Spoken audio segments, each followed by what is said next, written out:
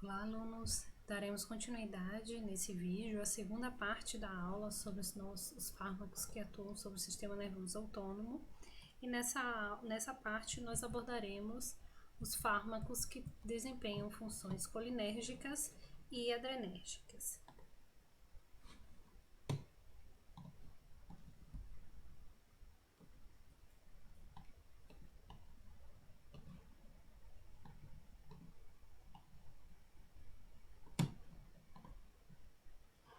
Os fármacos colinérgicos, eles podem ser subdivididos em fármacos que têm função propriamente dita colinérgica, ou seja, são aqueles fármacos que terão efeito antagonista dos receptores de acetilcolina, promovendo um efeito semelhante ao da acetilcolina, né, já que eles vão atuar nos mesmos receptores, mimetizando o efeito da acetilcolina, ou fármacos anticolinérgicos, ou então antagonistas dos receptores colinérgicos. Qual vai ser o efeito desses antagonistas? Lembram que nós falamos na aula de farmacodinâmica? Os fármacos antagonistas, eles se ligam aos receptores para bloqueá-los, ou seja, a função dos fármacos antagonistas é exatamente impedir a ligação do agonista, que é, né, a acetilcolina e os outros fármacos que vão ter também ação de agonista, com os receptores colinérgicos. Então, normalmente os fármacos anticolinérgicos têm a função de antagonizar, ou seja, bloquear o efeito da acetilcolina. Eles são muito utilizados na clínica, né, em situações diversas, porque exatamente o nosso sistema nervoso autônomo, ele vai caracterizar diferentes funções fisiológicas. Por isso que eles vão atuar desempenhando diversas ações, né? Como por exemplo, o betanecol, que ele é usado para retenção hídrica, o carbacol, que produz miose e é muito utilizado para reduzir a pressão intraocular e, consequentemente, em cirurgias oculares, né? O etiofato e o pilocarpina, que é utilizado, são os medicamentos de escolha para o tratamento do glaucoma, né? Como são fármacos, né, que não vão ter uma ação específica, muitos deles também irão atuar, né, desencadeando efeitos colaterais, exatamente por conta da ativação do sistema nervoso parasimpático, como por exemplo, podem causar diarreia, miose, né, e consequentemente dificuldade visuais, diaforese, que é o aumento, né, do suor, então a pessoa, né, vai transpirar com maior frequência, náuseas, né, e emergências urinárias, né, exatamente por conta dos seus efeitos colinérgicos. Como acontece a neurotransmissão da acetilcolina, né, e como é que esses fármacos irão atuar? Então, só fazendo uma revisão desse processo de neurotransmissão, a colina, né, ela entra dentro do neurotransmissor pré-sináptico a partir de uma proteína transportadora que irá fazer esse transporte da colina para dentro da célula. A colina vai se ligar, né, ao cofator, se transformando em acetilcolina, que vai, né, se fundir à vesícula sináptica, que vai ser captada por essa vesícula sináptica, e quando ocorrer a passagem do potencial de ação, esse potencial de ação abre os canais de cálcio, e esse excesso de cálcio dentro da célula vai promover então a fusão da vesícula, né, cheia de neurotransmissor na fenda sináptica, liberando acetilcolina. Essa acetilcolina vai se ligar aos receptores, né, da célula pós-sináptica, fazendo então um processo de neurotransmissão. Após a ativação, essa acetilcolina é então quebrada em acetato e colina. A colina novamente vai ser reciclada e entrar no receptor pré-sináptico, e esse ciclo então acontece, né, constantemente.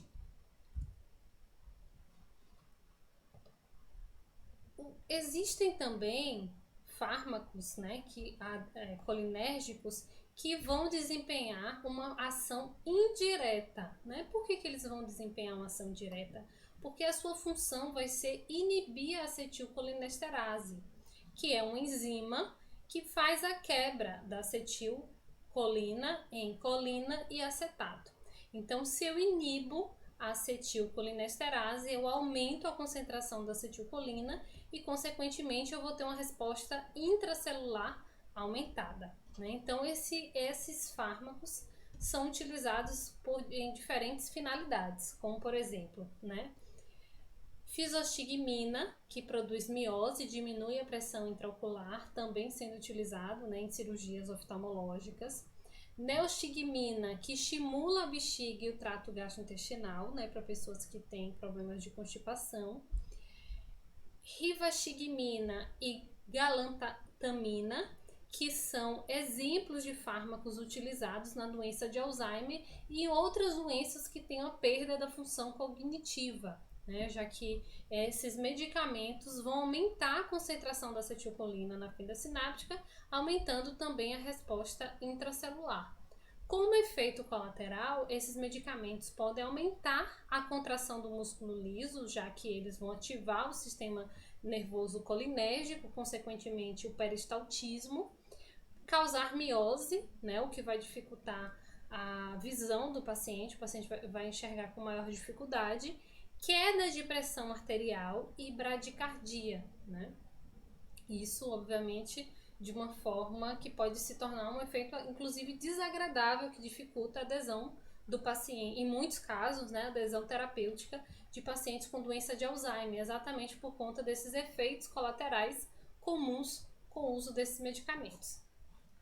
Além disso, né, além dos fármacos agonistas, nós teremos também os fármacos antagonistas colinérgicos. E o mais conhecido, né, e mais antigo, descoberto e utilizado há muitos anos, é a atropina, né? Então a atropina ela foi encontrada, ele é derivado de uma planta que é conhecida como Atropa belladonna, né? Já que no século XVIII essa planta, o extrato dela, né, o líquido que saía dessa planta era colocado nos olhos para causar um efeito de dilatação da pupila. E isso naquela época era tido como um sinal de beleza, né? Então você tem o olho amendoado, né, grande, e por conta disso, né, era muito utilizado no século XVIII e por isso ficou conhecido como belladonna.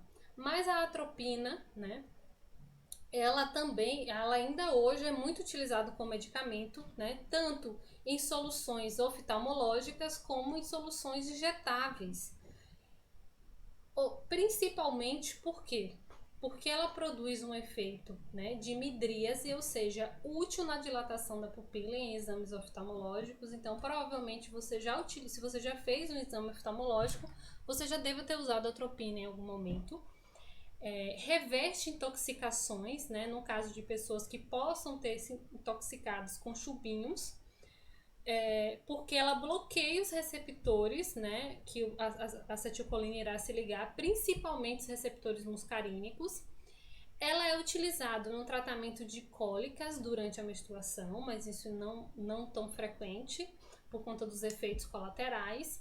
Alívio de cólicas uretais e urinárias e também incontinência urinária.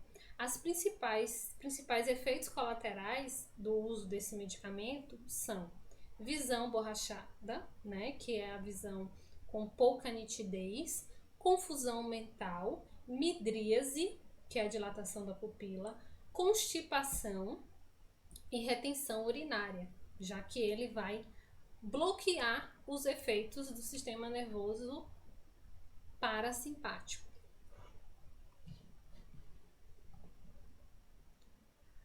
Outro fármaco que nós também utilizamos muito, né, no nosso dia a dia, que também é um fármaco antagonista colinérgico, é a escopolamina, né? É muito utilizado para cólicas intestinais, uretrais, porque ela tem uma potente ação antieplasmótica, ou seja, do bloqueio, né, dos movimentos involuntários que estão relacionados, né, à cólica menstrual e também a espasmos, né, do tecido muscular, da musculatura lisa, né? Então, esse medicamento, ele bloqueia os receptores muscarínicos M3 no músculo liso, reduzindo assim essa contratibilidade. Ele não tem uma ação seletiva e por isso bloqueia tanto os receptores M1 e M2, causando alguns efeitos colaterais como visão borrachada, confusão mental, midríase, podendo causar retenção urinária e até constipação. Isso, claro, dependendo da quantidade do uso, do tempo do uso. Por isso que esses medicamentos eles não devem ser utilizados, né, por muito tempo. Outro medicamento, né, que provavelmente vocês também já utilizaram, que é um fármaco antagonista colinérgico, é o ipatrópio, ou mais conhecido popularmente como Atrovent, que é o nome da marca, né, do medicamento, o nome de referência, que é um medicamento derivado da atropina e que é muito utilizado por ter um potente efeito broncodilatador. Por conta disso, ele é muito utilizado em casos de asmas, bronquites ou outras doenças pulmonares obstrutivas, né? E por ser um antagonista colinérgico, os efeitos colaterais são semelhantes aos outros fármacos que nós vimos anteriormente.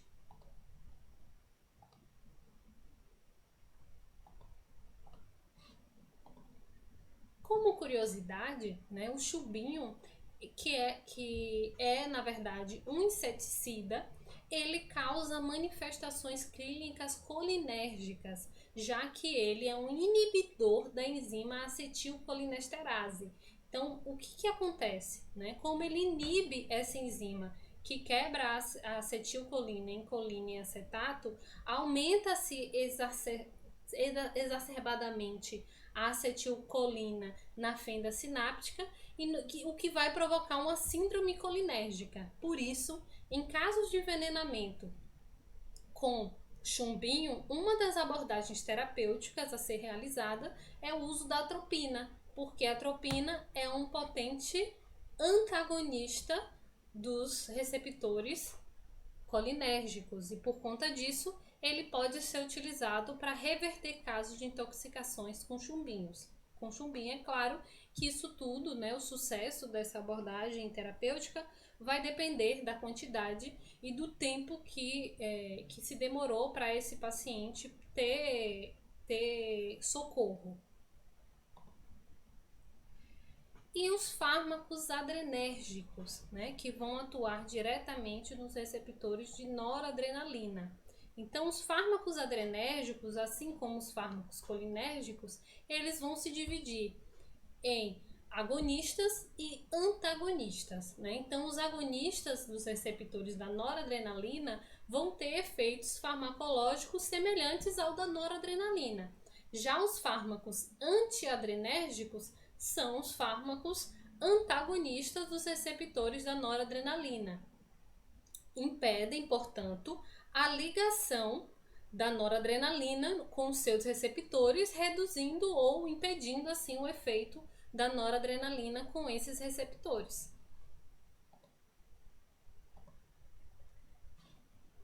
O principal fármaco dessa classe de medicamento é a própria adrenalina ou epinefrina, que é muito utilizado em emergências clínicas, né?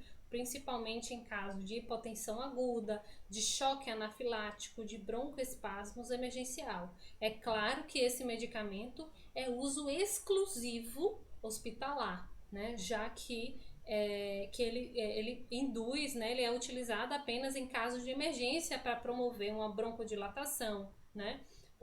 E consequentemente o aumento da contração cardíaca, da vasoconstricção periférica, mas ele também pode ser utilizado principalmente por dentistas, né, em associação com anestésicos locais.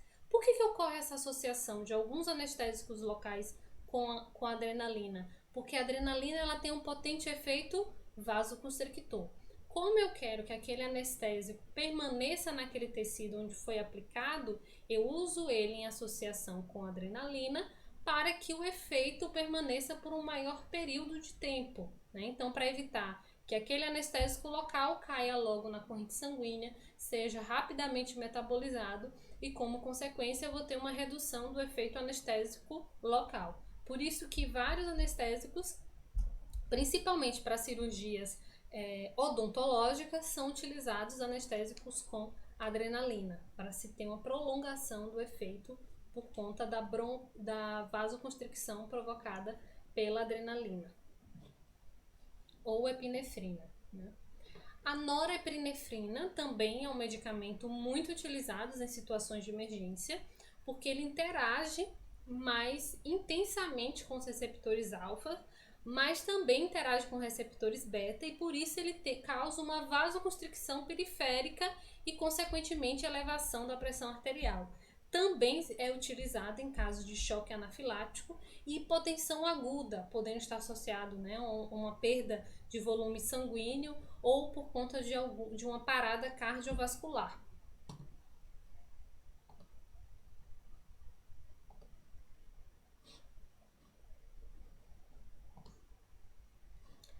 A dopamina também é um medicamento muito utilizado em situações de emergência, de choque cardinogênico, ou seja, quando o coração para de bater, choque séptico, né, como nós conseguimos ver aqui, o aumento do débito, né, hipotensão, insuficiência cardíaca congestiva grave, ou quando ocorre um aumento da velocidade de filtração glomerular. Esse medicamento também é um medicamento utilizado em situações de emergência e, como efeitos colaterais, podem apresentar náusea, hipotensão e até arritmia. Outro medicamento que também é utilizado em situações de emergência é a dobutamina, usado principalmente em caso de insuficiência cardíaca congestiva, e apresenta como vantagem em relação à dopamina que ele não sobrecarrega o miocárdio, né? E como desvantagem, deve ser utilizado como cautela na fibrilação atrial, pois aumenta a condução, né? E por conta disso, isso pode, né, agravar o quadro clínico se não utilizado de forma correta. Outro medicamento também agonista adrenérgico, mas de ação indireta, é a fenilefrina, muito presente, né, em antigripais, né, que são, da grande maioria desses antigripais são utilizados, estão presentes em fórmulas de medicamentos isentos de prescrição, né? Então, exatamente para tratar sinais e sintomas relacionados à gripe e à congestão nasal e outros sinais e sintomas, né, associados a problemas de saúde transitório. Porém, né, essa epinefrina, ele é associado a esses medicamentos em concentrações, né, baixa, em média de 4 mg, porque ele tem um potente efeito vasoconstrictor.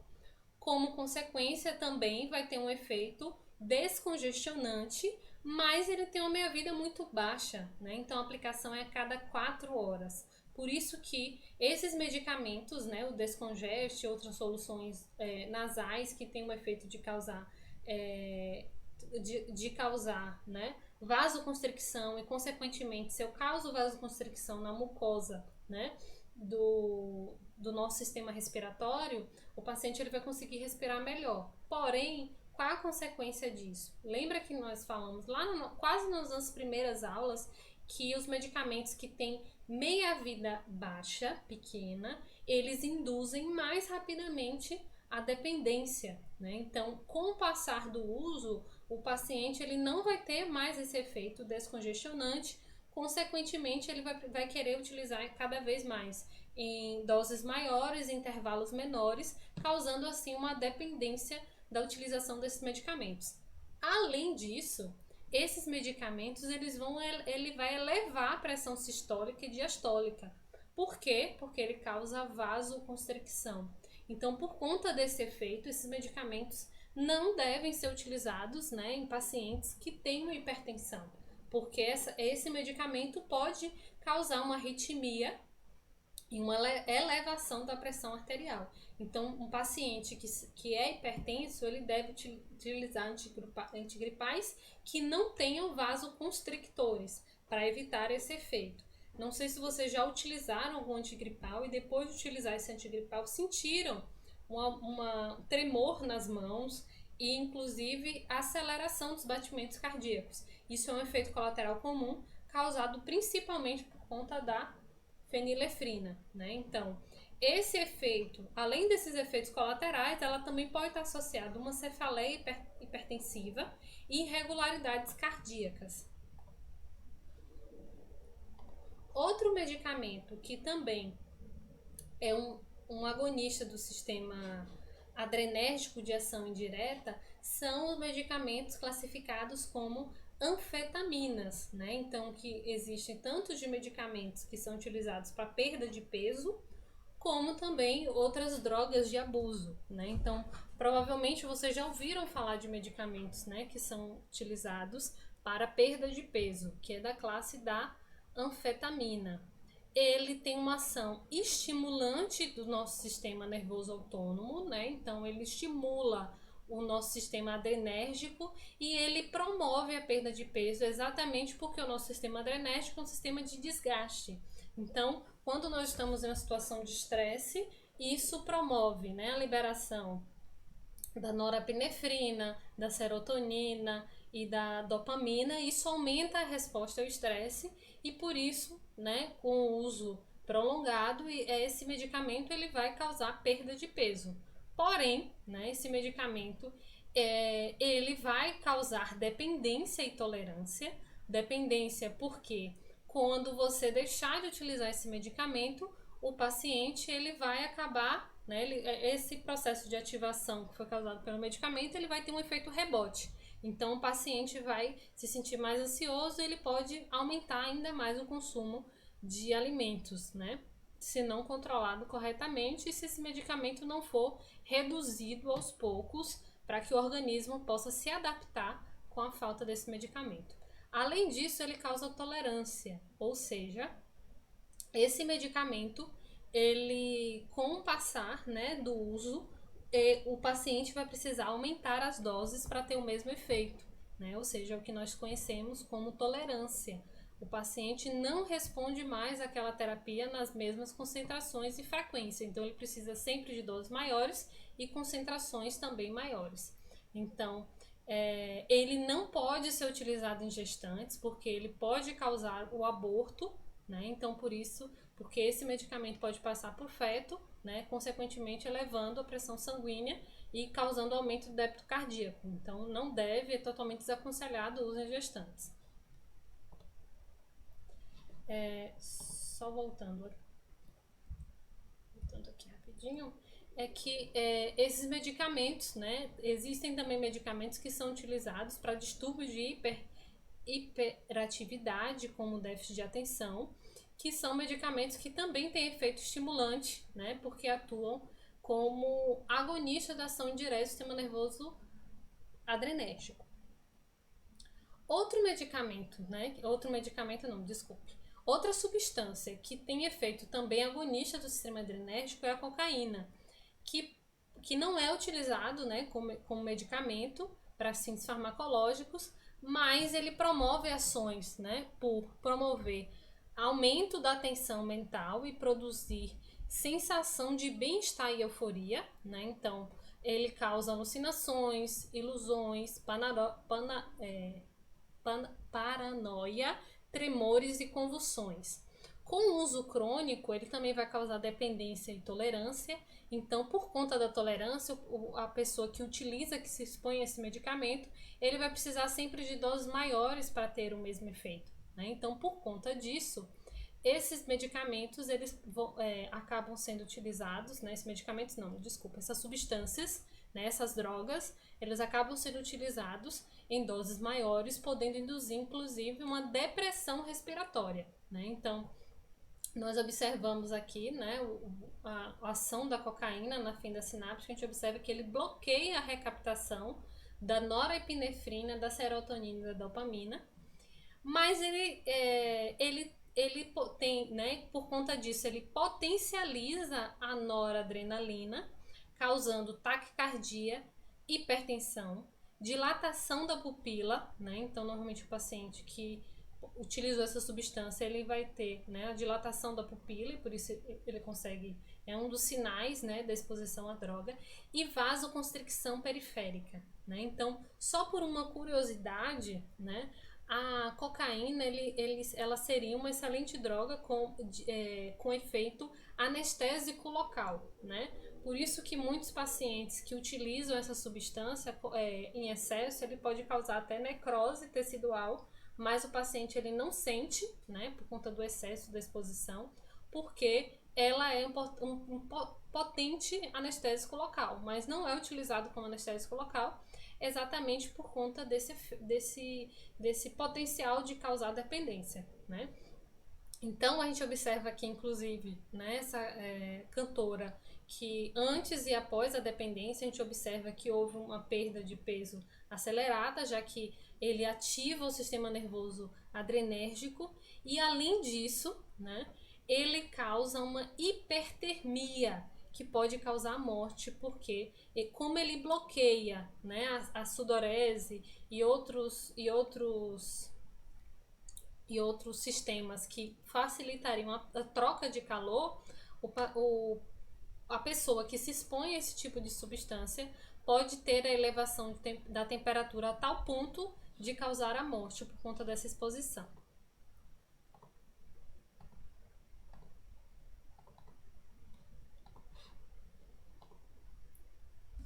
Outra substância que também é um agonista adrenérgico de ação mista é a efedrina, que é utilizada, né, como broncodilatador, né? Então, por isso que muitos medicamentos utilizados para asma acabam aumentando os batimentos cardíacos, causando arritmia, né, por conta desse efeito, né, desses receptores que estão relacionados à broncodilatação, também estão presentes no nosso sistema cardiovascular. Então, como efeito, aumenta a pressão sistólica e diastólica, né? Por isso deve ser utilizado com restrições em pacientes que têm asma.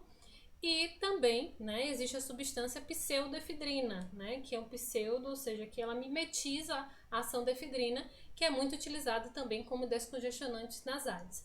Todos esses medicamentos vão causar tolerância, né, porque com o passar do tempo de exposição, esses medicamentos sendo utilizados no mesmo receptores, os receptores podem induzir um processo de dessensibilização, ou seja, diminuição da resposta, tendo que o paciente sempre, né, se expor cronicamente a esse tipo de medicamento, sempre precisar de doses maiores e só só encontrar, né, homeostasia a partir da exposição com o uso desses medicamentos. Então, podem induzir efeitos colaterais, né, como cefaleia, hiperatividade, tremores, náuseas, insônias, arritmias, exatamente por conta do efeito, né, da ativação do nosso sistema nervoso simpático, né? Eu sempre gosto de lembrar que aparentemente parece ser uma aula um pouco complexa, né? O sistema falar de fármacos que atuam no sistema adrenérgico e colinérgico, mas se a gente entende qual é o efeito do sistema adrenérgico e qual é o efeito do sistema colinérgico, a gente percebe que se ele é um agonista, ele potencializa ações do sistema adrenérgico. Se ele é um antagonista, ele bloqueia ações do sistema adrenérgico, né? Então ele vai ter um efeito contrário muitas vezes, né? Reduzindo o efeito que seria causado pelo sistema adrenérgico. Então a gente consegue observar isso aqui bem, né? Então, se ele é um agonista, ele vai aumentar, né, os batimentos cardíacos, pode causar arritmia, aumentar a pressão arterial. Então essa cefaleia está associada à pressão arterial. Hiperatividade, né, já que o sistema adrenérgico é um sistema de desgaste, é um sistema que está relacionado exatamente a ativação, né, aumento da atenção, da concentração, insônia, né, porque o sistema que está relacionado à indução do sono é o parasimpático, então como efeito colateral, já que quem está ativado é o adrenérgico, ele vai causar insônia. Náuseas, né, porque ele bloqueia o nosso sistema digestivo, então a pessoa não consegue realizar o processo digestivo como de uma forma padrão, né, e causar tremores exatamente por conta da elevação dos batimentos cardíacos e da pressão arterial. Já perto de finalizar, né, existem também os fármacos que são utilizados como antagonistas adrenérgicos, ou seja, que vai bloquear o efeito da adrenalina. e ele é utilizado principalmente, né, esses antagonistas, para o controle da pressão arterial, né? Então, já que em algumas situações a pressão arterial está diretamente relacionada à vasoconstricção ou ao aumento dos batimentos cardíacos, existe uma classe de medicamentos que são conhecidos como beta-bloqueadores não seletivos. Por quê? Porque eles atuam nos receptores beta-1 e beta-2 adrenérgicos, impedindo que haja efeitos do sistema adrenérgico, já que eles são antagonistas. Então, no coração, ele vai ter um efeito inotrópico e cronotrópico negativo, ou seja, porque ele vai reduzir os batimentos cardíacos, bloquear os receptores beta-1. Nos pulmões, ele vai ter um efeito broncoconstrictor, né? Já que o efeito da adrenalina é causar broncodilatação, ele vai ter como efeito colateral causar a broncoconstricção, bloqueando os receptores beta-2 que estão presentes no pulmão. Por isso, o uso clínico dele é para redução da pressão arterial. Não deve ser utilizado, obviamente, em pacientes asmáticos e diabéticos por conta desse efeito de broncoconstricção causado pelo uso desse medicamento. E especificamente em relação aos diabéticos, os beta-bloqueadores inibem a gliconeogênese, né? Então, podem por conta disso, né, causar uma hipoglicemia por reduzir demais a concentração de glicose na corrente sanguínea. Então, por conta disso, ele não é um medicamento que deve ser utilizado em caso de pacientes diabéticos.